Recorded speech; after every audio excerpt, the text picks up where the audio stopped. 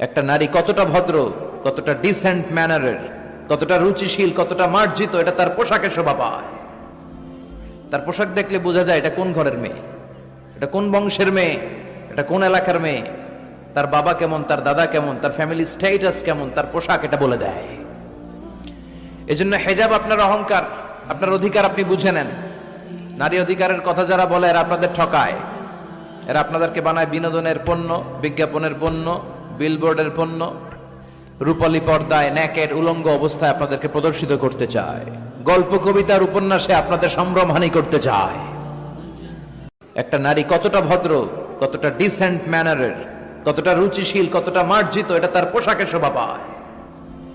তার পোশাক দেখলে বোঝা যায় এটা কোন ঘরের মেয়ে, এটা কোন বংশের মেয়ে, এটা কোন এলাকার মেয়ে, তার বাবা কেমন, তার দাদা কেমন, তার ফ্যামিলি স্ট্যাটাস কেমন, তার পোশাক এটা বলে দেয়। এজন্য হেজাব আপনার অহংকার, আপনার অধিকার, আপনি বুঝে নেন।